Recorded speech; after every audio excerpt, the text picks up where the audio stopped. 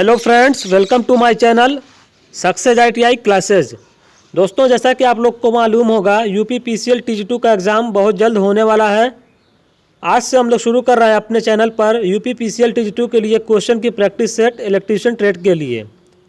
इससे पहले हम लोग DRDO टेक्नीशियन या इलेक्ट्रीशियन ट्रेड के लिए अपने चैनल पर बहुत अच्छी अच्छी क्लासेज लिए हैं। बहुत अच्छे अच्छे क्वेश्चन, जिस तरीके के क्वेश्चन DRDO में पूछे जा सकते थे, वो सभी क्वेश्चन की प्रैक्टिस हम लोग अपने चैनल पर किए हैं और उसी तरीके के क्वेश्चन एग्जामिनेशन में पूछे भी गए हैं। तो हम लोग आज से शुरू कर रहे हैं यूपी PCL TG2 के लिए प्रैक्टिस सेट। आइए शुरू करते हैं क्वेश्चन नंबर 1 से।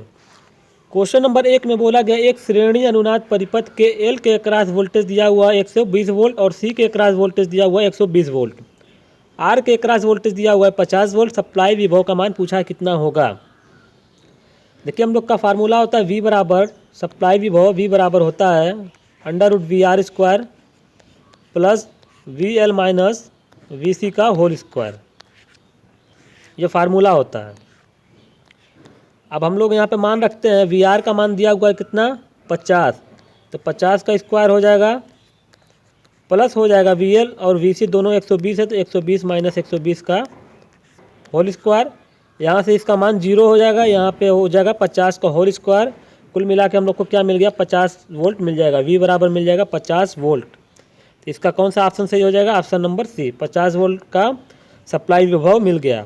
देखिए, रिजोनेंस की कंडीशन में क्या होता है, जब XL बराबर XC हो जाता है, यानी कि इंडक्टिव रिएक्टेंस और कैपेसिटिव रिएक्टेंस जब बराबर हो जाएंगे, तो वहाँ पे हम लोग की रिजोनेंस की कंडीशन बन जाती है। रिजोनेंस की कंडीशन के लिए R, L, C तीनों का होना ज़रूरी है, तभी रिजोनेंस की कंडीशन होती है।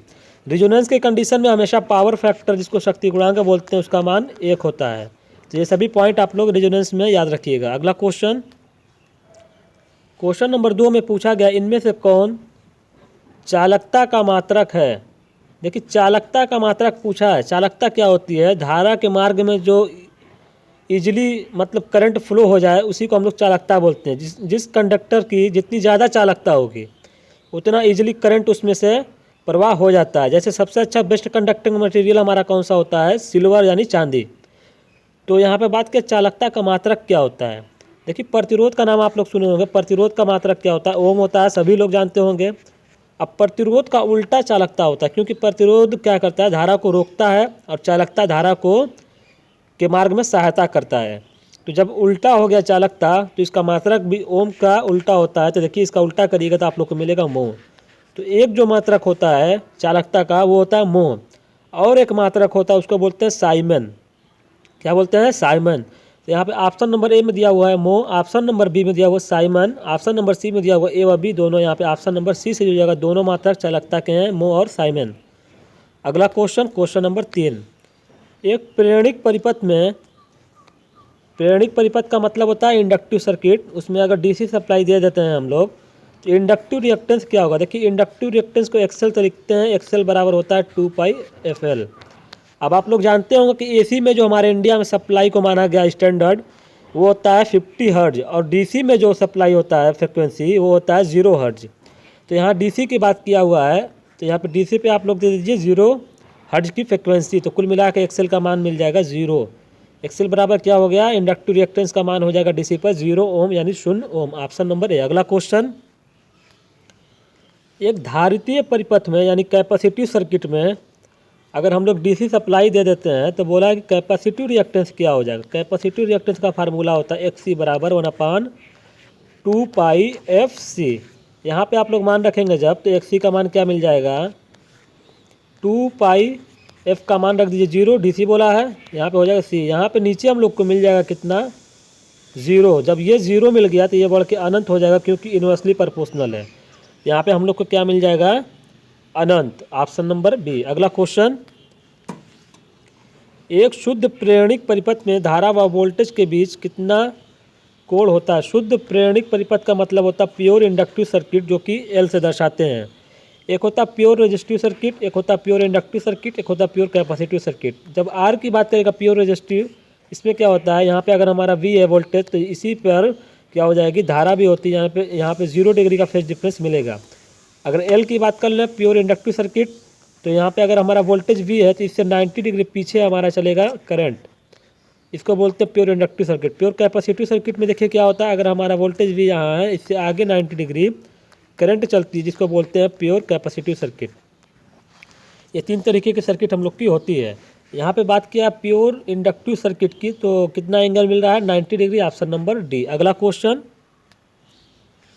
समांतर में जोड़े गए 10 ओम, 20 ओम और 40 ओम के प्रतिरोधों का तुल्य प्रतिरोध क्या होगा। देखिए समांतर में प्रतिरोध का फार्मूला होता है 1/R बराबर 1/R1 plus 1/R2 plus 1/R3। अभी जो DRDO का एग्ज़ाम कराया गया 6 तारीख को, उसमें सेकंड शिफ्ट में सिर्फ इसी फार्मूले को ही पूछ लिया था कि बताइए कि समांतर में प्रतिरोध को जोड़ा जाए तो फार्मूला कौन सा लगता है। इसी फार्मूले को डायरेक्ट पूछ लिया गया। लेकिन UPPCL में इतना बेसिक लेवल का क्वेश्चन बहुत कम पूछा जाता है। ऐसा नहीं कि नहीं पूछा जाएगा, बेसिक क्वेश्चन एकदम भी होते हैं, लेकिन थोड़ा अच्छे क्वेश्चन भी होते हैं। तो हम लोग अपनी क्लासेज में सभी तरीके के क्वेश्चन लेकर आए हैं, और आगे भी जो हम लोग क्लास लेने वाले हैं सभी तरीके के क्वेश्चन लेकर आएंगे। Power system, machine, basic electronics, digital electronics और भी जितने भी मेजरमेंट, ड्यूरेबिलिटी, सभी के क्वेश्चन अच्छे क्वेश्चन हम लोग प्रैक्टिस करेंगे, जो डायरेक्ट आप लोग के एग्जामिनेशन में पूछे जाएंगे। आइए इसको हल कर लेते हैं। 1/R यानी टोटल रेजिस्टेंस क्या होगा। 1/R का मतलब हो जाएगा, R1 का मतलब मान लीजिए 10, R2 बराबर 20, R3 बराबर 40। यहाँ हो जाएगा 10, 1/20, 1/40। अब इसको हल कर लीजिए, LCM ले लीजिए, यहाँ से बचेगा LCM मिलेगा 40, 10 चौक को 40, 20 दूना 40, 40 से कम 40, कुल मिला के क्या हो गया 7/40। ऊपर हो जाएगा 4 2 6 7/40। जैसे R का मान निकालिएगा तो 40/7 हो जाएगा। ये 1/R है तो R बराबर निकालिएगा 40/7। इसको हल करिएगा, 7 5 35, 5 बचेगा, दशमलव लगा के 0 बढ़ा लीजिए, 7 7 49 यानी 5.7। यहाँ पे ऑप्शन नंबर बी मैच कर रहा है, 5.71 ओम, ऑप्शन नंबर बी। अगला क्वेश्चन, प्रत्येक 2 ओम के प्रतिरोधों को, देखिए 2 ओम का रेजिस्टेंस है, प्रत्येक बोला है, प्रतिरोधों को जोड़कर एक त्रिभुज बनाया गया है, किन्हीं भी 2 कोनों के मध्य प्रतिरोध क्या होगा। ऐसे क्वेश्चन को सॉल्व करने के लिए 2 मेथड होता है। एक तो हमारा मेथड वो हो गया जो हम लोग सर्किट सॉल्व करते हैं सीरीज और पैरेलल देखकर। एक मेथड और होता है शॉर्टकट मेथड, उसको भी अभी हम बताने वाले। पहले हम लोग देखेंगे कि ये बोला क्या है। 2 ओम के प्रतिरोध को जोड़कर एक त्रिभुज बना लीजिए। 2 ओम के प्रतिरोध है सभी, एक त्रिभुज बना लिया। अब त्रिभुज में क्या बोला है, सभी 2 ओम का प्रतिरोध है तो 2 ओम रख दीजिए। अब कोई भी 2 कोना A, B और C, 3 कोना है इसका, कोई भी 2 कोनों के मध्य प्रतिरोध पूछा है तो यहाँ से सप्लाई दे दीजिए, प्लस माइनस। यहाँ से जब करंट जाएगी तो देखिए यहाँ से 2 भाग में डिवाइड होगी। अब ये 2 और 2 सीरीज में हो गए, उसके पैरेलल में हो जाएगा ये 2 ओम का। 2 और 2 कितना हो गया सीरीज में 4, उसको पैरेलल में कितना 2। जब 2 रेजिस्टेंस होते हैं तो उसको हल करने का फार्मूला क्या होता है, R1 R2 बटे में R1 प्लस R2। तो यहाँ पे मान रख दीजिए 4 × 2/4 + 2, कुल मिला के क्या मिल जाएगा 8/6, जिसको हल करेंगे तो 4/3 मिल जाएगा। तो इसका ऑप्शन नंबर डी सही हो जाएगा, 4/3 ओम। अब देखिए इसका शॉर्टकट मेथड क्या होता है, जैसा कि अभी हमने बताया था कि उसका शॉर्टकट मेथड होता है 2/3R। जब त्रिभुज के रूप में समान मान का प्रतिरोध त्रिभुज के रूप में जोड़ दिया जाए और 2 कोनों के मध्य प्रतिरोध पूछा जाए, आप लोग डायरेक्ट फार्मूला लगा लीजिएगा 2/3R, समय की बहुत ज़्यादा बचत हो जाएगी। 2/3, R बराबर 2 दिया हुआ, यहाँ से भी हल करिएगा 4/3 ओम आप लोग को मिल जाएगा, 4/3 ओम, ऑप्शन नंबर डी। अगला क्वेश्चन, प्रतिरोध का मात्रक क्या होता है। देखिए हमने सभी तरीके के क्वेश्चन लिए हैं, बेसिक क्वेश्चन भी, अच्छे क्वेश्चन भी है। प्रतिरोध का मात्रक क्या होता है, तो हम लोग जानते हैं प्रतिरोध का मात्रक होता है ओम, ऑप्शन नंबर ए। एम्पियर किसका मात्रक है, धारा का। कूलाम किसका मात्रक है, चार्ज यानी आवेश का। वोल्ट किसका मात्रक है, वोल्टेज का। अगला क्वेश्चन, यदि 4 ओम के प्रतिरोध का तार की लंबाई 2 गुनी कर दिया जाए तो नया प्रतिरोध क्या हो जाएगा। देखिए एक हमारा फार्मूला होता है R बराबर ρL/A।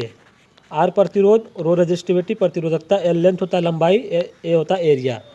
अब बात किया लंबाई की, तो R डायरेक्टली प्रोपोर्शनल क्या है, L के लंबाई की। जैसे जैसे लंबाई चेंज करेंगे वैसे वैसे प्रतिरोध चेंज होगा। तो लंबाई क्या कर रहा है, 2 गुनी कर रहा है। जब इसको बढ़ाकर 2 गुना करेंगे तो प्रतिरोध भी बढ़कर 2 गुना हो जाएगा। यहाँ पे 4 ओम था, 4 ओम से जब 2 गुना करिएगा तो 8 ओम मिल जाएगा, ऑप्शन नंबर बी। अगला क्वेश्चन, किसी घन के प्रत्येक छोर का प्रतिरोध 6 ओम है तो किन्हीं 2 कोनों के मध्य प्रतिरोध क्या होगा। देखिए हमने बताया था कि जब हमारा त्रिभुज के रूप में होगा तो 2/3R का फार्मूला लगा के आप लोग हल कर लीजिएगा, और जब घन के रूप में दे दिया जाए, डायरेक्ट क्वेश्चन मिल जाता है, तो 5/6R का फार्मूला लगा लीजिएगा। यहाँ पर रख लीजिए 5/6, आर बराबर क्या दिया हुआ है 6, 6 से 6 कैंसिल, कुल मिला के मिल गया 5 ओम। Option number D. अगला क्वेश्चन नंबर 11। किसी आरएलसी श्रेणी क्रम सर्किट में आर में वोल्टेज 25 वोल्ट दिया हुआ, एल में वोल्टेज दिया हुआ 50 वोल्ट, सी में वोल्टेज दिया हुआ 50 वोल्ट, संयोजन में सप्लाई वोल्टेज क्या होगा। आइए इसको हम लोग बना लेते हैं। देखिए हमारा आर हो गया, ये एल हो गया और ये सी हो गया। इसमें जो वोल्टेज दिया हुआ आर में वो 25 वोल्ट है, यहाँ पे वोल्टेज वी आर का मान दिया हुआ 25 वोल्ट, यहाँ पे वोल्टेज दिया हुआ एल में 50 वोल्ट और यहाँ पे भी वोल्टेज दिया हुआ सी में 50 वोल्ट। अगर आप लोग गौर से देखेंगे तो एल और सी में जब वोल्टेज बराबर दिया हुआ है, इसका मतलब हम लोग को यहीं से पता चल जाएगा कि ये रेजोनेंस की कंडीशन है, क्योंकि एक्सएल बराबर एक्सी या वी एल बराबर वी सी जब होता है उसको हम लोग बोल देते हैं कि वो रेजोनेंस की कंडीशन में हो गया। तो यहाँ से आप लोग अगर फार्मूला भी लगाएंगे, ऐसे तो देखने पर ही पता चला कि ये दोनों आपस में कैंसिल आउट हो जाएंगे। तो अभी इसको हल करते हैं। सप्लाई वोल्टेज वी बराबर हो जाएगा √VR का square plus VL minus VC का होल स्क्वायर। यहाँ पे आप लोग मान रखिएगा तो क्या हो जाएगा, VR का स्क्वायर क्या हो जाएगा 25 का whole square plus VL minus VC है। देखिए ये दोनों क्या है, बराबर है, कितने कितने 50 50, 50 माइनस 50 का होल स्क्वायर। तो यहाँ से ये 0 हो जाएगा, ये बचेगा 25 का होल स्क्वायर, तो V बराबर क्या मिल जाएगा 25 वोल्ट मिल जाएगा। Option number B. देखिए आप लोग से अगर एक क्वेश्चन यहाँ पे डायरेक्ट ये पूछ लिया जाता है, इसी तरीके का क्वेश्चन दिया हुआ है, तरीके का क्या यही क्वेश्चन दिया हुआ है। अब देखिए आप लोग से एक क्वेश्चन हम करते हैं कि आरएलसी श्रेणी सर्किट में आर में वोल्टेज 25 वोल्ट है, एल में वोल्टेज 50 वोल्ट है, सी में वोल्टेज 50 वोल्ट है, तो बताइए पावर फैक्टर का मान क्या होगा। अगर आप लोग श्रेणी सर्किट, समांतर सर्किट ये सब पढ़े होंगे एसी सर्किट के बारे में, आप लोग देखेंगे कि एल में वोल्टेज सी में वोल्टेज, जब दोनों वी एल और वी सी बराबर हो गया तो आप लोग यहाँ से तुरंत पकड़ लीजिए कि रेजोनेंस की कंडीशन है। और जब रेजोनेंस की कंडीशन हो गई तो रेजोनेंस की कंडीशन में चाहे वो पैरेलल रेजोनेंस हो चाहे वह सीरीज रेजोनेंस हो, दोनों की कंडीशन पावर फैक्टर हमेशा एक होता है, जिसको बोलते हैं यूनिटी। तो यूनिटी पावर फैक्टर आप लोग को मिल जाता है। तो यहाँ पे ऑप्शन हम लोग को क्या मिला, हमने सप्लाई वोल्टेज निकाला है। अब आइए देखते हैं अगला क्वेश्चन नंबर 12 में, जब किसी परिपथ के प्रेरित तथा धारिता प्रतिघात क्रमशः 6 ओम और 8 ओम है तो प्रभावी प्रतिरोध क्या होगा। प्रभावी प्रतिरोध का मतलब समझ रहे हैं, टोटल इम्पीडेंस का मान पूछा है क्या होगा, जो कि एसी में हमारा होता है टोटल इम्पीडेंस होता है, प्रतिरोध को टोटल इम्पीडेंस के नाम से जाना जाता है। यहाँ पे देखिए क्या हो जाएगा, दो चीज़ दिया हुआ है, एक हमारा एक्सेल दिया हुआ है प्रेरित तथा धारिता प्रतिघात यानी एक्सी दिया हुआ है, एक्सेल एक्सी दिया हुआ है, तो हमारा फार्मूला क्या बनेगा, यहाँ पे आर है नहीं, तो यहाँ पे एक्सी माइनस एक्सेल का होल स्क्वायर कर लीजिए, एक्सी माइनस एक्सेल का whole square. XC minus XL इसलिए कि एक्सी हमारा ज़्यादा है, एक्सी दिया हुआ है 8 और एक्सेल का मान दिया हुआ है 6, 8 माइनस 6 का होल स्क्वायर। इसको हल करिए, 8 में 6 गया 2, 2 का होल स्क्वायर, कुल मिला के मिलेगा 4। तो 4 को जब करनी से बाहर लाएंगे तो मिल जाएगा जेड का मान 2 ओम। Option number C. अगला क्वेश्चन,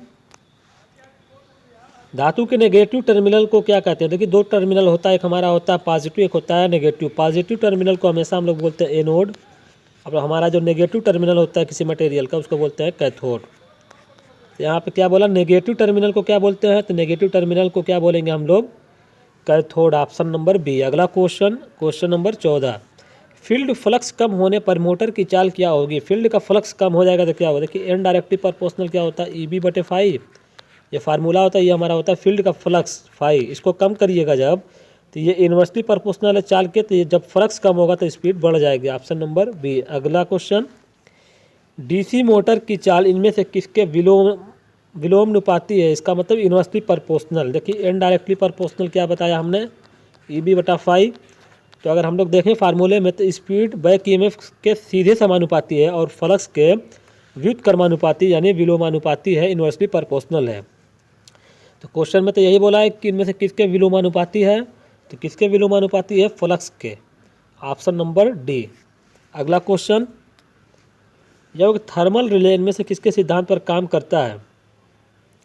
देखिए थर्मल रिले का क्वेश्चन बहुत इंपॉर्टेंट होता है। अभी DRDO का जो एग्जाम हुआ उसमें रिले से रिलेटेड क्वेश्चन आए थे।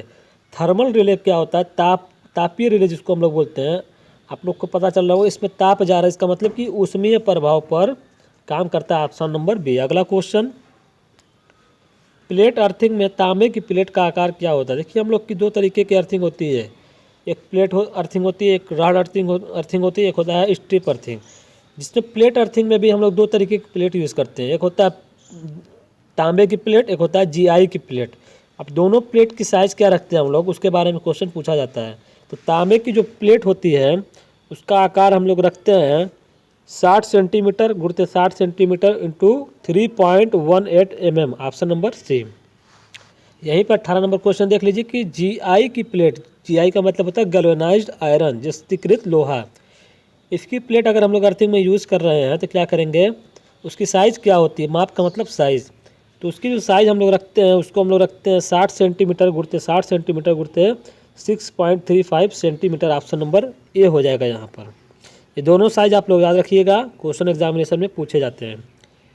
किसी भू इलेक्ट्रोड की एक भवन से दूरी क्या होती है। भू इलेक्ट्रोड का मतलब होता है अर्थिंग इलेक्ट्रोड जो है वो एक घर से भवन से कितने दूर पर रखते हैं, तो वो रखते हैं 1.5 मीटर, ऑप्शन नंबर सी। ये सभी डाटाबेस क्वेश्चन जो है डायरेक्ट एग्जामिनेशन में पूछ लिए जाते हैं। भू तार जोड़ा जाता है, भू तार यानी अर्थिंग का जो तार होता है उसको कहाँ जोड़ते हैं, ज़मीन से, न्यूट्रल से, फेस से, अर्थ से। तो भू तार हम लोग जानते हैं कि ज़मीन से जोड़ते हैं, ऑप्शन नंबर ए। एक कैपेसिटर की समांतर प्लेट के बीच की दूरी बढ़ा दिया जाए तो इसकी धारिता क्या होगी। इसको देख लीजिए, सी बराबर होता है ε0 ε r a/d। ये फार्मूला होता है। अब दूरी बढ़ा रहा है, प्लेट के बीच की दूरी अगर बढ़ा देंगे, ये दूरी इसको बढ़ाएंगे तो हमारा सी क्या हो जाएगा, घट जाएगा, क्योंकि सी इन्वर्सली प्रोपोर्शनल है डी के। दूरी बढ़ेगा तो सी घट जाएगा, तो यहाँ पे धारिता का मतलब हो गया सी कैपेसिटेंस क्या हो जाएगा, घट जाएगा, ऑप्शन नंबर ए। देखिए कैपेसिटर बनता है कैसे से, दो हमारा प्लेट ले लिया कोई मटेरियल का, उसके बीच में हम लोग इंसुलेटर भर देते हैं, यहाँ पर डाइलेक्ट्रिक मटेरियल जिसको बोलते हैं, तो ये हमारा कैपेसिटर बन जाता है। तो इसी को हम लोग बोलते हैं कैपेसिटर। यही डाइलेक्ट्रिक मटेरियल जो होता है इसी में हमारा आवेश संचित होता है, यानी आवेश स्टोर होता है। अब इसी बीच की दूरी को बढ़ा दिया, ये जो प्लेटें थी दो, इसके बीच की दूरी को बढ़ा देंगे आप लोग तो कैपेसिटेंस का मान घट जाएगा, तो इसका ऑप्शन नंबर ए। अगला क्वेश्चन, यदि कैपेसिटर के, देखिए 22 नंबर क्वेश्चन में क्या पूछा गया, यदि कैपेसिटर के समांतर प्लेट के बीच की दूरी आधी कर दिया जाए तो धारिता क्या होगी। वैसा ही क्वेश्चन है लेकिन इसमें कुछ डाटा बोल दिया है कि आधी कर दिया जाए, ε0 ε r a/d। अब आइए क्वेश्चन पर, सी इन्वर्सली प्रोपोर्शनल हो जाएगा दूरी यानी डी के। अब डी को घटा कर क्या कर रहा है, आधा। जब इसको घटाएंगे तो ये हमारा बढ़ेगा, जैसा कि अभी हमने बताया इन्वर्सली प्रोपोर्शनल है, तो ये आधा हो जाएगा, तो ये कितना हो जाएगा, 2 गुना हो जाएगा, ऑप्शन नंबर ए। अगला क्वेश्चन, निम्न माध्यमों में से किस माध्यम में न्यूनतम डाइलेक्ट्रिक कैपेसिटी होती है। देखिए कुछ इंसुलेटर के प्रकार दिए गए हैं, एयर, ग्लास, क्वार्ट्ज, कांच। इसमें सबसे ज़्यादा जो डाइलेक्ट्रिक कैपेसिटी कम होती है न्यूनतम, वो एयर की होती है, option number A. Dielectric capacity का मतलब होता है कि उसकी वोल्टेज को सहन करने की कैपेसिटी, उसको बोलते हैं डाइलेक्ट्रिक कैपेसिटी, किलो वोल्ट पर एमएम में इसको दर्शाते हैं। अगला क्वेश्चन 24 नंबर क्वेश्चन में पूछा गया है, कैपेसिटिव रिएक्टेंस किसके विपरीत होता है। कैपेसिटिव रिएक्टेंस का फार्मूला लिखिए, XC बराबर 1/2πfc। किसके विपरीत है, वोल्टेज के नहीं, विद्युत धारा के नहीं, आवृत्ति के, हाँ सही, आवृत्ति के विपरीत है, देखिए ऑप्शन नंबर सी। अगला क्वेश्चन, प्रेरकत्व प्रतिघात किसके समानुपाती होता है। प्रेरकत्व प्रतिघात का मतलब होता है इंडक्टिव रिएक्टेंस XL, XL बराबर होता है 2πfl। अब यहाँ पे आप लोग लगाइए, प्रेरकत्व प्रतिघात किसके समानुपाती है, आवृत्ति के, सही है, प्रेरकत्व के, ये भी सही है, L, प्रेरकत्व के ए व बी दोनों के, option number C. Question number 26 में बोला है कैपेसिटिव रिएक्टेंस का मात्रक क्या होता है। देखिए दो तरीके का रिएक्टेंस होता है, एक होता है XL जिसको बोलते हैं इंडक्टिव रिएक्टेंस, एक होता है XC जिसको बोलते हैं कैपेसिटिव रिएक्टेंस, और एक हमारा होता है प्रतिरोध। ये भी हमारा एक तरीके से रिएक्टेंस की तरह ही होता है, लेकिन एसी सर्किट में हमारे ये तीनों होते हैं। डीसी सर्किट में तो सिर्फ आर मिलता है, लेकिन एसी सर्किट में सब मिलते हैं, जिसको हम लोग टोटल मिलाकर बोल देते हैं प्रतिबाधा। तो याद रखिएगा XL, XC, R तीनों का मात्रक ओम में होता है, यानी कि इंडक्टिव रिएक्टेंस, कैपेसिटिव रिएक्टेंस और प्रतिरोध तीनों का मात्रक क्या होता है, ओम, ऑप्शन नंबर बी। अगला क्वेश्चन, इंडक्टिव रिएक्टेंस का मात्रक क्या होता है, बताना है इंडक्टिव रिएक्टेंस का मात्रक। तो जैसा अभी हमने बताया कि कोई भी रिएक्टेंस हो, XL, XC, R सभी का मात्रक ओम, ऑप्शन नंबर ए। अगला क्वेश्चन, चालकता का विलोम क्या होता है। जैसा कि अभी हमने बताया था कि चालकता का मात्रक जब आया था तो हमने बताया था कि चालकता का 2 मात्रक होता है, वो कौन कौन सा होता है, एक होता है मोह, एक होता है साइमन। अब चालकता होती क्या है, किसी मटेरियल की वह प्रॉपर्टी होती है जो उसमें से ईजिली करंट को प्रवाह करा सकती है, और प्रतिरोध क्या होता है कि वो करंट को रोकता है। तो चालकता करंट के मार्ग में सहायता कर रही है, प्रतिरोध करंट के मार्ग में अवरोध कर रहा है। तो दोनों एक दूसरे का विलोम हो गया, तो यही पूछा चालकता किसका विलोम हो जाएगा, प्रतिरोध का, option number C. 29 number question में बोला प्रतिरोधकता का मात्रक क्या होता है। आइए देखते हैं, प्रतिरोधकता का मात्रक आर बराबर होता है रो एल बटा ए। यहाँ से देखिए रो हमारा प्रतिरोधकता होता है, इसी का मात्रक निकालना, तो रो बराबर क्या हो जाएगा, आर इंटू ए बटा एल। आर प्रतिरोध है, इसका मात्रक ओम, ए एरिया, इसका मात्रक मीटर स्क्वायर, एल होता है लंबाई, इसका मात्रक हो जाएगा मीटर। ये मीटर से 1 मीटर कैंसिल, ऊपर बच गया ओम मीटर। प्रतिरोधकता का मात्रक ओम मीटर, ऑप्शन नंबर डी। अगला क्वेश्चन, विभव का मात्रक क्या होता है। विभव, देखिए विभव का बात करें तो विभव क्या होता है, इकाई आवेश को अनंत से किसी बिंदु तक लाने में जो कार्य किया जाता है उसको हम लोग विभव बोलते हैं। वी बराबर होता है डब्ल्यू बाई क्यू, जूल पर कूलाम। तो विभव का मात्रक क्या होता है, जूल नहीं होता है, जूल हमारा कार्य या ऊर्जा का मात्रक होता है, एम्पियर धारा का मात्रक होता है। कूलाम पर जूल दिया हुआ ये नहीं होगा, जूल पर कूलाम हो जाएगा, ऑप्शन नंबर डी। तो विभव का मात्रक क्या हो जाएगा, ये देखिए डब्ल्यू जो है हमारा कार्य या ऊर्जा, इसको बोलते हैं जूल, और चार्ज को बोलते हैं कूलाम, तो जूल पर कूलाम हो जाएगा, ऑप्शन नंबर डी। और एक विभव का मात्रक होता है वोल्ट। ये दोनों मात्रक आप लोग याद रखिएगा। अब देखिए क्वेश्चन नंबर 31 में पूछा गया, डीसी सीरीज मोटर की वाइंडिंग बनी होती है। देखिए दो तरीके की मोटर हमारी होती है डीसी सीरीज। एक हमारी वाइंडिंग जो होती है, वाइंडिंग दो तरीके की होती है, या तो सीरीज वाइंडिंग या शंट वाइंडिंग होती है। अब देखिए सीरीज वाइंडिंग जो होती है उसके बारे में याद रख लीजिए। सीरीज वाइंडिंग को हमेशा मोटा तार, सीरीज वाइंडिंग को मोटा तार कम टर्न से बनाते हैं, और शंट वाइंडिंग जो होती है उसको हमेशा पतला तार यूज़ करते हैं और ज़्यादा टर्न यूज़ कर लेते हैं। पतला तार, ज़्यादा टर्न, ये सभी क्वेश्चन पूछे जाते हैं एग्जाम में। तो यहाँ पे क्या पूछा है, सीरीज मोटर की वाइंडिंग, तो मोटा तार और कम टर्न। तो मोटा तार कम टर्न किस में दिया हुआ है, मोटे तार के कम टर्न, ऑप्शन नंबर सी में दिए गए हैं, मोटे तार के कम टर्न, ऑप्शन नंबर सी सही। अगला क्वेश्चन, शंट मोटर की वाइंडिंग बनी होती है। तो देखिए शंट मोटर में जो वाइंडिंग होती है, अभी हमने बताया कि पतला तार यूज़ करेंगे और अधिक टर्न यूज़ करेंगे, तो पतले तार के अधिक टर्न, ऑप्शन नंबर डी। यहाँ पे क्वेश्चन नंबर 33 से पूछा गया कंपाउंड मोटर। देखिए मोटर हमारी जो होती है, एक हमारी सीरीज मोटर होती है, एक शंट मोटर होती है, एक कंपाउंड मोटर होती है। सीरीज मोटर का मतलब उसमें सिर्फ सीरीज में वाइंडिंग होगी, आर्मेचर से सीरीज में जब वाइंडिंग कनेक्ट होती है उसको हम लोग बोल देते हैं सीरीज मोटर। थ्योरी होती है, तो थ्योरी में हम आप लोग को पूरा डिटेल में एक्सप्लेन करते हैं कि देखिए इस तरीके से होती है। यहाँ पे हम लोग ऑब्जेक्टिव क्वेश्चन देख रहे हैं डायरेक्ट, तो यहाँ पे थोड़ा सा हम हिंट दे देते हैं कि आर्मेचर हमारा होता है इस तरीके से। ये हमारा आर्मेचर से अगर एक वाइंडिंग सीरीज में कनेक्ट कर दिया, सिर्फ यहाँ से सप्लाई दिया गया है, तो ये हमारा होता है सीरीज मोटर। अब इसी वाइंडिंग को हम लोग यहाँ पैरेलल में इस तरीके से कनेक्ट कर देते हैं उठाकर, यहाँ पे नहीं ना कनेक्ट करके, ये शंट मोटर हो जाती है।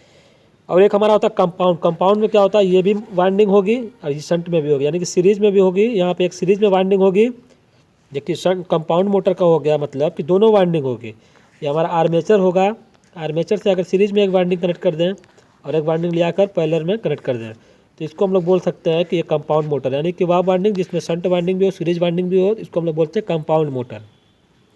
अब क्वेश्चन में क्या बोला, कंपाउंड मोटर में कौन सी वाइंडिंग होगी, मात्र सीरीज वाइंडिंग, मात्र शंट वाइंडिंग, सीरीज व शंट वाइंडिंग दोनों, ऑप्शन नंबर सी सही हो जाएगा। जैसा कि आप लोग देख रहे हैं कि ये हमारा कंपाउंड मोटर, इसमें सीरीज वाइंडिंग भी है और शंट वाइंडिंग भी है। अब हमारा कंपाउंड मोटर दो तरीके से बनता है, एक होता है लॉन्ग शंट, एक होता है शॉर्ट शंट। तो ये हमारा जब क्वेश्चन आएगा तो देखेंगे। अब भाई कंपाउंड मोटर का कौन सा प्रकार नहीं है, तो अभी हमने क्या बताया, शॉर्ट शंट कंपाउंड मोटर होता है और लॉन्ग शंट कंपाउंड मोटर होता है। ए व बी दोनों तो हो गए, अब बोला है कौन सा नहीं है, तो इनमें से कोई नहीं, यानी कोई ऐसा प्रकार इसमें से नहीं मिला है मोटर का जो कंपाउंड मोटर का ना हो, क्योंकि ए व बी दोनों तो कंपाउंड मोटर का प्रकार हैं। अब देखिए आप लोग से डायरेक्ट एग्जामिनेशन में फिगर दे दिया जाता है लॉन्ग शंट मोटर का और शॉर्ट शंट मोटर का, पूछ लिया जाता है इसमें से कौन लॉन्ग शंट मोटर है, कौन शॉर्ट शंट मोटर है, तो उसके बारे में भी आप लोग जान लीजिए। अगर ये हमारा आर्मेचर है, आर्मेचर से एक वाइंडिंग यहाँ सीरीज में इस तरीके से कनेक्ट है और एक वाइंडिंग यहाँ ले आकर समांतर में कनेक्ट है, और यहाँ से हम लोग की सप्लाई दिया गया है, एक कनेक्शन ये हो गया। अब एक कनेक्शन ये होता है कि हमारा आर्मेचर है, अब एक वाइंडिंग को यहाँ इस तरीके से कनेक्ट किया है, एक वाइंडिंग को यहाँ इस तरीके से कनेक्ट किया है, यानी एक सप्लाई के सीरीज में है और एक आर्मेचर से पैरेलल में, इस तरीके का कनेक्शन है। इस कनेक्शन को हम लोग बोलते हैं लॉन्ग शंट, क्या बोलते हैं, लॉन्ग शंट मोटर। और ये वाला जो कनेक्शन इसको बोलते हैं शॉर्ट शंट। तो ये दोनों फिगर आप लोग याद रखिएगा, इसमें से क्वेश्चन आप लोग से पूछा जाता है। अब भाई अगले क्वेश्चन पर, ट्रांसफार्मर किस सप्लाई पर कार्य करता है। तो आप लोग को मालूम होगा कि ट्रांसफार्मर हमेशा एसी सप्लाई पर ही काम करता है, डीसी सप्लाई पर काम नहीं करता है। अब डीसी सप्लाई पर काम क्यों नहीं करता है उसके भी कुछ रीज़न है। एक हमारा होता है एक्सेल, जैसा हम लोग देखे थे एक्सेल हमारा अगर डीसी पे देखें ये 2πfl है तो यहाँ पे एक्सेल का मान 0 मिल जाएगा क्योंकि एफ का मान 0 होता है डीसी पर। अब आइए एक्सेल का मान जब 0 हो गया, ये हमारा प्रतिरोध का काम करता है एसी सर्किट में, जो करंट को थोड़ा रोकता है, तो थोड़ा कंट्रोल करता है करंट को। जब एक्सेल नहीं होगा तो इसका मतलब बहुत ज़्यादा करंट जाती है और ट्रांसफार्मर की वाइंडिंग जल जाती है। तो एक रीज़न ये हो गया कि डीसी पर काम नहीं करता। एक हमारा Faraday law of electromagnetic induction होता है, ये भी सही से अप्लाई नहीं हो पाता हमारा डीसी सर्किट पर, तो ये भी एक रीज़न होता है। क्योंकि हमारा ट्रांसफार्मर में कॉइल हमारी फिक्स होती है, घूमती तो है नहीं, तो वहाँ पर जब फ्लक्स भी कांस्टेंट नेचर का होगा तो Faraday law of electromagnetic induction नहीं अप्लाई होता है, ईएमएफ नहीं बन पाता। तो ये सभी रीज़न होते हैं कि डीसी सप्लाई पर ट्रांसफार्मर काम नहीं करता, हमेशा किस सप्लाई पर काम करता है, एसी सप्लाई पर। क्वेश्चन में यही पूछा कि ट्रांसफार्मर किस सप्लाई पर कार्य करता है, तो एसी सप्लाई पर कार्य करता है, ऑप्शन नंबर ए। अगला क्वेश्चन, ट्रांसफार्मर किस प्रिंसिपल पर कार्य करता है? लेंज के नियम पर, फ्लेमिंग के लेफ्ट हैंड नियम पर, फ्लेमिंग के राइट हैंड नियम पर, और एक दिया हुआ है पारस्परिक प्रेरण जिसको बोलते हैं म्यूचुअल इंडक्टेंस। देखिए लेंज का नियम जो होता है डीसी मोटर में यूज होता है, डीसी मोटर में लेंज का नियम कहाँ लगता है? डीसी मोटर में। लेंज का नियम क्या करता है? वो अपने कारण का ही विरोध करता है, सभी क्वेश्चन पूछे जाते हैं। फ्लेमिंग का लेफ्ट हैंड नियम भी हमारा डीसी मोटर में यूज होता है, फोर्स यानी फोर्स की डायरेक्शन को फाइंड आउट करने के लिए। फ्लेमिंग का राइट हैंड का जो नियम होता है ये हमारा डीसी जनरेटर में लगता है, ईएमएफ की दिशा देखने के लिए, ईएमएफ किधर लग रहा है उसकी दिशा निर्धारित करने के लिए। अब आगे पारस्परिक प्रेरण जो होता है इसको बोलते हैं म्यूचुअल इंडक्टेंस, ये हमारा ट्रांसफार्मर में लगता है। पारस्परिक प्रेरण क्या होता है? जैसे हमारा प्राइमरी में सप्लाई देते हैं तो वहाँ पे एक ईएमएफ उत्पन्न होता है, वही जो फ्लक्स होता है जाकर सेकेंडरी वाइंडिंग से कट करता है, तो उसके थ्रू जो होता है सेकेंडरी वाइंडिंग में भी ईएमएफ आ जाता है, तो ये बाई म्यूचुअल इंडक्शन आता है, तो इसको हम लोग बोलते हैं पारस्परिक प्रेरण। तो इसी सिद्धांत पर हमारा प्रिंसिपल पर ट्रांसफार्मर काम करता है, ऑप्शन नंबर डी। देखिए 37 नंबर क्वेश्चन यही देख लीजिए, यदि ट्रांसफार्मर को डीसी सप्लाई दे दिया जाए तो क्या होगा? जैसा कि अभी हमने बताया था, अगर ट्रांसफार्मर को डीसी सप्लाई देंगे तो कोई एक्सेल नहीं होगा, कोई प्रेरणिक प्रतिघात नहीं होगा, तो यहाँ पे कोई रेजिस्टेंस का काम नहीं करेगा। धारा को रोकने के लिए बहुत ज़्यादा करंट जाएगी, जब बहुत ज़्यादा करंट जाएगी तो पहले कहाँ जाएगी? प्राइमरी में ही जाएगी, तो प्राइमरी वाइंडिंग जल जाती है, तो इसका ऑप्शन नंबर डी सही हो जाएगा, प्राइमरी वाइंडिंग जल जाएगी अगर हम लोग डीसी सप्लाई दे दें ट्रांसफार्मर को। अगला क्वेश्चन है, स्टेप अप ट्रांसफार्मर कार्य करता है। स्टेप अप ट्रांसफार्मर करता क्या है? देखिए दो तरीके का ट्रांसफार्मर होता है, एक होता है स्टेप अप ट्रांसफार्मर, एक होता है step down transformer. Step up और स्टेप डाउन। स्टेप डाउन देखिए आप लोग को नाम में ही दिख रहा होगा कि अप है, इसका मतलब इसका काम है बढ़ाना, तो क्या बढ़ाएगा? वोल्टेज। ये डाउन है तो डाउन करेगा किसको? वोल्टेज को, क्योंकि वोल्टेज को ही अप और डाउन करने का काम करता है ट्रांसफार्मर। पावर तो कांस्टेंट होती है, फ्रिक्वेंसी भी कांस्टेंट होती है ट्रांसफार्मर में, लेकिन वोल्टेज को अप और डाउन करता है ट्रांसफार्मर। तो स्टेप अप होगा तो वोल्टेज को अप करेगा यानी बढ़ाएगा, स्टेप डाउन होगा तो वोल्टेज को कम करेगा। एक चीज़ और याद रखिएगा, पावर कांस्टेंट होती है ट्रांसफार्मर में, तो वोल्टेज को बढ़ाएगा जहाँ पर तो करंट को घटा देगा, क्योंकि हमारा P बराबर V/Y होता है, आप लोग जानते हैं। तो एक को बढ़ाएगा तो एक को घटाएगा, तभी तो पावर कांस्टेंट होगी। मान लीजिए वोल्टेज को 2 गुना कर दिया तो धारा को घटाएगा 1/2 गुना करेगा, तभी तो हमारा कटेगा 2 से 2 और P बराबर VI फिर से मिल जाएगा। तो कहने का हमारा मतलब क्या था? स्टेप अप ट्रांसफार्मर वोल्टेज को बढ़ाएगा, धारा को घटा देगा। स्टेप डाउन ट्रांसफार्मर होगा तो वोल्टेज को घटा देगा और करंट को बढ़ा देगा। ये सभी काम होता है हमारा ट्रांसफार्मर का। भाई क्वेश्चन में पूछा गया कि स्टेप डाउन ट्रांसफार्मर क्या करेगा? डाउन है तो क्या करेगा? वोल्टेज घटा देगा। तो वोल्टेज घटा देगा, तो आइए देखते हैं धारा में कमी नहीं, धारा तो बढ़ेगा, क्योंकि वोल्टेज घटाएगा तो धारा बढ़ेगी। वोल्टेज में वृद्धि नहीं करेगा, स्टेप डाउन है तो वोल्टेज में कमी करेगा। इसका ऑप्शन नंबर सी सही हो जाएगा, वोल्टेज में कमी, ऑप्शन नंबर सी। अगला क्वेश्चन, स्टेप अप ट्रांसफार्मर के सेकेंडरी वाइंडिंग में टर्न की संख्या प्राइमरी वाइंडिंग में टर्न की संख्या से होती है। देखिए टर्न की संख्या याद रखिएगा, हम लोग का जो समीकरण मिलता है ईएमएफ का ई बराबर 4.44 5mF/N, ये फार्मूला मिलता है हमारा किसमें? ट्रांसफार्मर में। तो देखिए जहाँ पे हमारा नंबर ऑफ टर्न ज़्यादा होगा वहाँ पे ईएमएफ भी ज़्यादा होगा, तो ई डायरेक्टली प्रोपोर्शनल क्या? एन के। अब भाई क्वेश्चन पर स्टेप अप ट्रांसफार्मर है, स्टेप अप ट्रांसफार्मर में सेकेंडरी वाइंडिंग में टर्न की संख्या प्राइमरी वाइंडिंग में टर्न की संख्या से क्या होगी?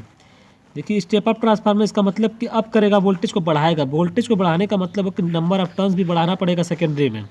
सेकेंडरी पे तो हमको ज़्यादा वोल्टेज लेना है स्टेप अप से, सेकेंडरी में जब नंबर ऑफ टर्न ज़्यादा होगा तभी तो वोल्टेज ज़्यादा होगा। तो वही क्वेश्चन ने पूछा है कि सेकेंडरी वाइंडिंग में टर्न क्या हो जाएंगे प्राइमरी वाइंडिंग से? तो हमेशा ज़्यादा हो जाएंगे, इसका ऑप्शन नंबर बी सही होगा, ज़्यादा। स्टेप अप ट्रांसफार्मर की सेकेंडरी वाइंडिंग में टर्न की संख्या प्राइमरी वाइंडिंग में टर्न की संख्या क्या हो जाएगी? ज़्यादा हो जाएगी, option number B.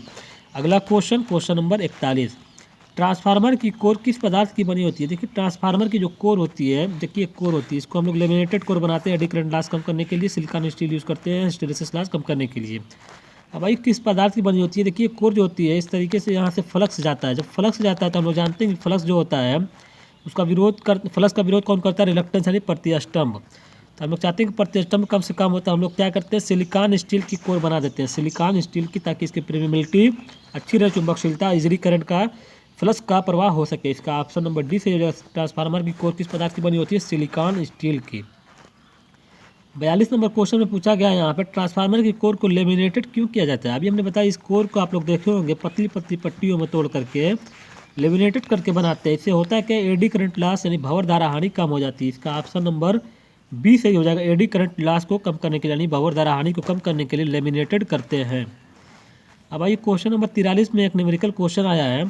Numerical question में पूछा गया कि यदि किसी फुल लोड पर कॉपर लॉस 6400 वाट है तो आधे लोड पर कॉपर लॉस क्या होगा? देखिए कॉपर लॉस क्या होता है, हमेशा लोड के साथ वेरी करता है, वो आई स्क्वायर आर के रूप में वेरी करता है, यानी कि लोड जो होता है आई होता है आई का स्क्वायर के रूप में वेरी करेगा। अब फुल लोड पर क्या दिया हुआ है? 6400 वाट दिया हुआ है। आधे लोड पर पूछा है तो लोड को आधा करेंगे, यानी आई की जगह 1/2 रखेंगे, इसको होल स्क्वायर करेंगे तो यहाँ पे क्या हो जाएगा 6400 बटे में ये स्क्वायर करेंगे तो ये मिलेगा 4।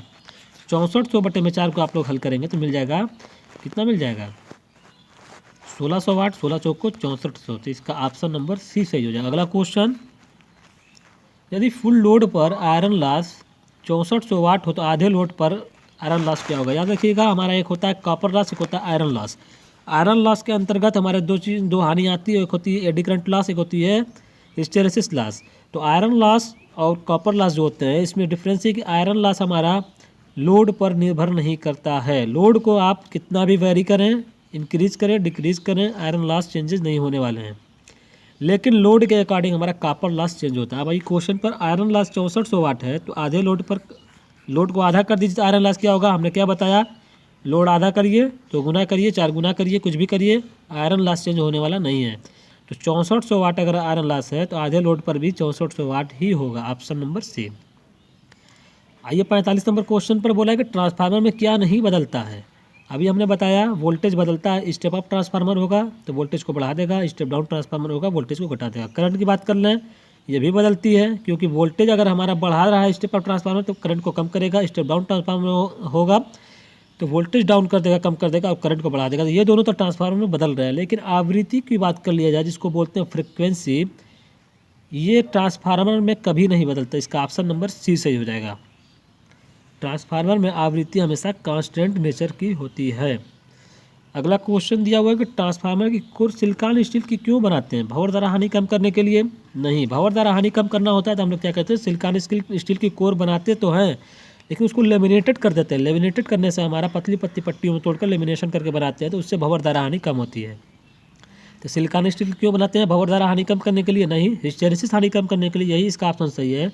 जब हिस्टैरिसीस लॉस कम करना होता है तो हम लोग क्या करते हैं भंवर धारा हानि, हिस्टैरिसीस लॉस कम करने के लिए सिलिकॉन स्टील की कोर बनाते हैं, ऑप्शन नंबर बी। अगला क्वेश्चन, क्वेश्चन नंबर 47, ट्रांसफार्मर में कोर के लेमिनेशन की मोटाई क्या होती है? देखिए कोर आप लोग देखे होंगे, कोर का जो लेमिनेशन करते हैं, जैसे हमारा कोर है अभी हमने बताया था, ये कोर होता है पतली पतली पट्टियों में तोड़ करके इस तरीके से इसको बनाते हैं। तो इसकी मोटाई क्या रखते हैं? उसकी मोटाई रखते हैं 0.3 mm से लेकर 0.5 mm तक, ऑप्शन नंबर सी। अगला क्वेश्चन, जितनी कम मोटाई होगी उतना कम हमारा एडी करंट लॉस होता है, क्योंकि एडी करंट लॉस जो होता है मोटाई के वर्ग के समानुपाती होता है, ये फार्मूले में आता है। तो आइए देखते हैं क्वेश्चन नंबर 48 में, जब ट्रांसफार्मर की कोर सिलिकॉन स्टील की बनाते समय सिलिकॉन की मात्रा कितनी मिलाते हैं? जैसा कि अभी हमने देखा था कि सिलिकॉन स्टील की कोर बनाते हैं, क्यों बनाते हैं? सिलिकॉन स्टील की कोर बनाने से हिस्टैरिसीस लॉस यानी कि शैथिल हानि जिसको बोलते हैं वो कम हो जाती है। अब सिलिकॉन की कितनी मात्रा मिलाएंगे तो वो मात्र 3 से 5% ही मिलाते हैं।